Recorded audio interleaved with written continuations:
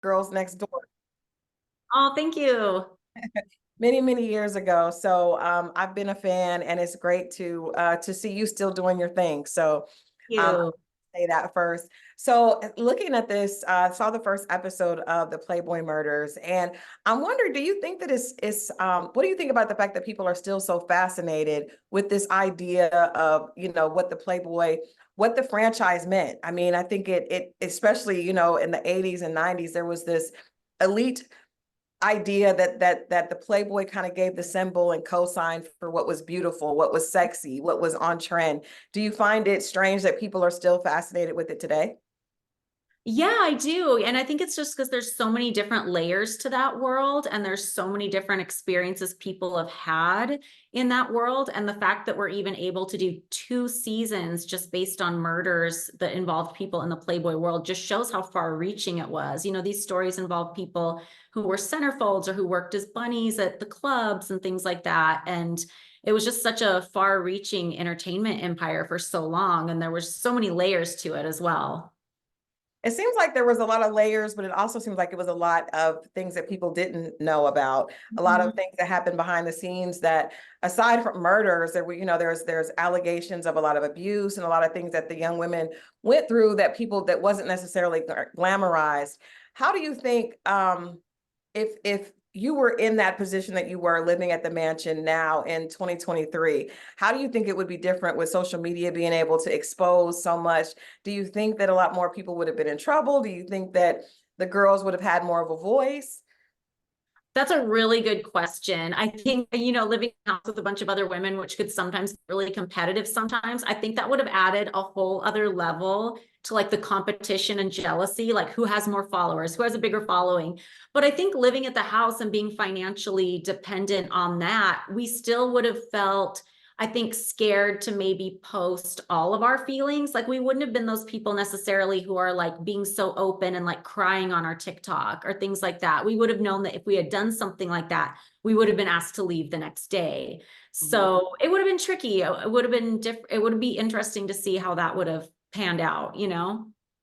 I wonder about even the attitudes, because when I was watching that first episode, which was very, very, very good, by the way, of this, these twins that are, much, much younger, very beautiful, but almost not, innocent. And they're, walking around with this much older man as his girlfriends. There's a different culture now, where women have definitely stood up, and there's this idea with the Me Too movement, and so many women have spoken out against what is abuse, and it's just things are so different as far as what we accept. Do you think that that lifestyle would be embraced now, or do you think that Hugh Hefner might have been in a bit of trouble?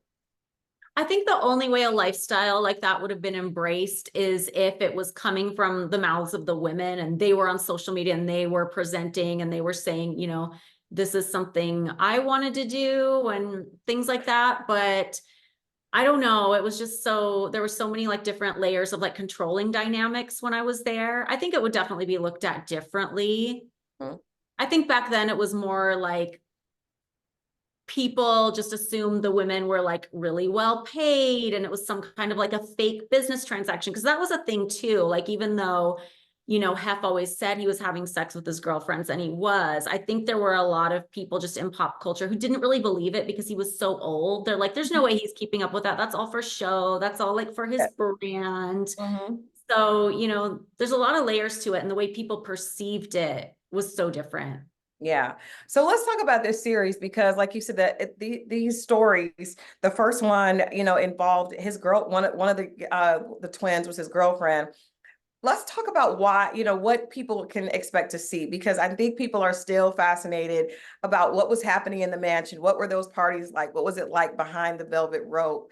So what can viewers expect to see this season on the Playboy Murders? Well, this season, all the stories are so different. They're from all different time periods. We have stories from the 70s, stories from the 2000s, stories from much even more recent than that. For the Mhm. premiere episode, this story is so interesting. The Playboy connection to the story is Sandy Bentley, who was one of the twin sisters who was dating Hef in the early 2000s. I remember seeing her and her sister at the first Playboy party I ever went to, and I just thought they were the most stunning people I'd ever seen. So Mhm. they were fascinating to me just for that reason. But they moved out before I moved in. And I remember within like the first 2 or 3 years I was there, one of Hef's friends at the dinner table told me the story of what would later happen to Sandy's boyfriend. He was murdered in a still unsolved case. He and a friend were. And hearing all the details of that story and all the twists and turns of that story, it just blew my mind. And even the friend who was telling me that, he was like, you couldn't even write a story like that. Somebody would be like, that's too unrealistic. You need to tone it down. So it's a super fascinating roller coaster ride of a story.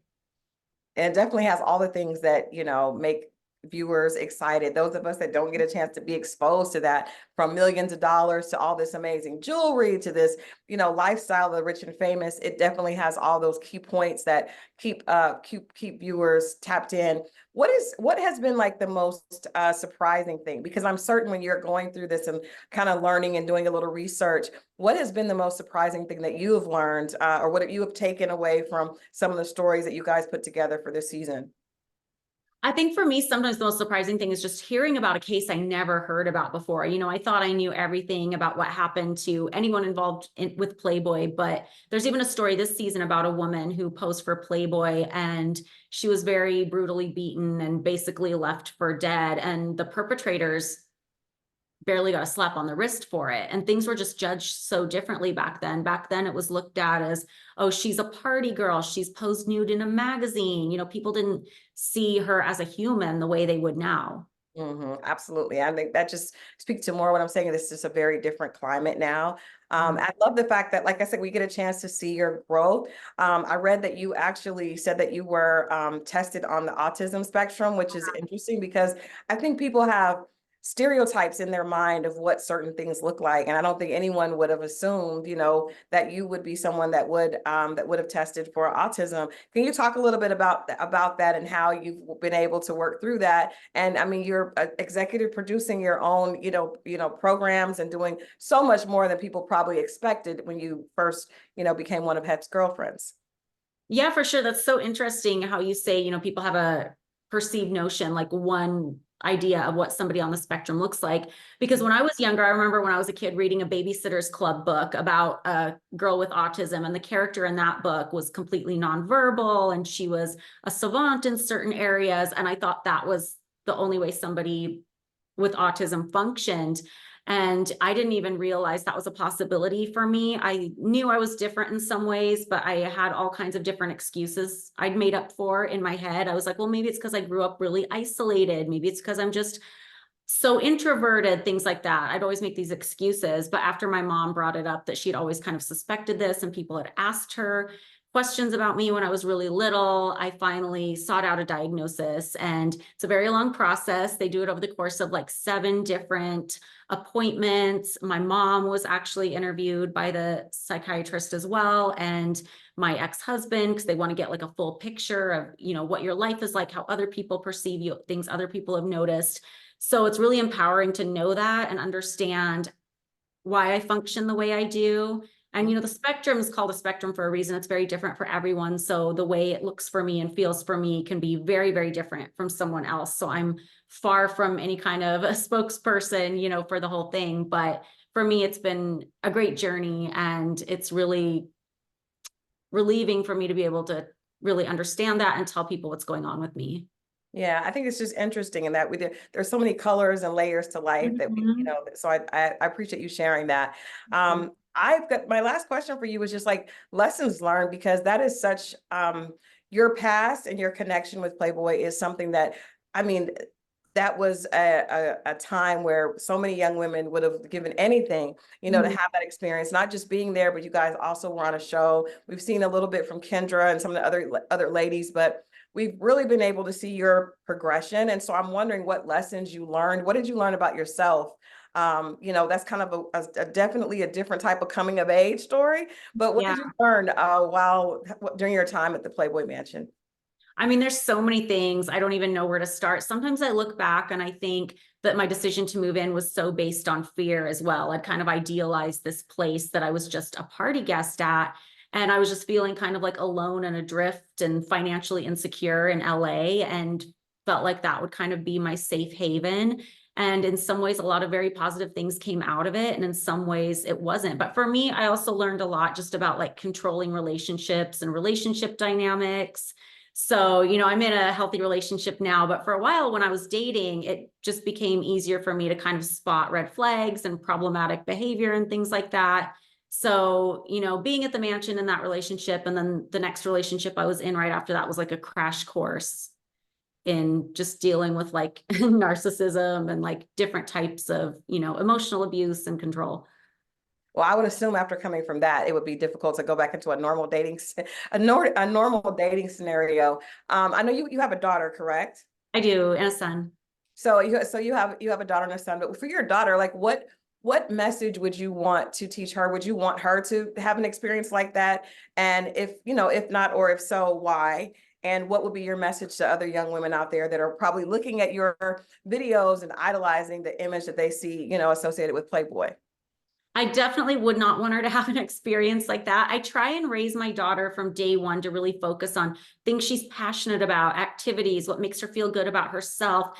And me and her dad try to really shelter her from a lot of social media and a lot of types of media that push a beauty standard or a certain type of glamour. There were even like kids shows, you know, on different streaming networks that I wouldn't want her to watch because I felt like they would incorporate characters that were like popular because they had a social media following, and I don't even want her to focus on that. So we're really, really careful about what they're exposed to and just kind of focusing on like healthy activities and sports and things like that. That's good. That's awesome. And especially, it's great to hear from someone who's been on the other side and who knows, you know, why that Yeah. type of thing is important. I guess last thing, let people know, let our viewers know why they should tune in to the Playboy Murders and what they can expect from this entire season. It's a really fascinating ride. There are 7 extremely different cases. They all take so many twists and turns. It's very entertaining, and I feel like you'll learn a lot about people. I love it. Well, thank you so much, Holly. It's been great speaking with you. Thank you so much. All right. Have a good one. Bye-bye. Bye. Thank you, Christal. Okay.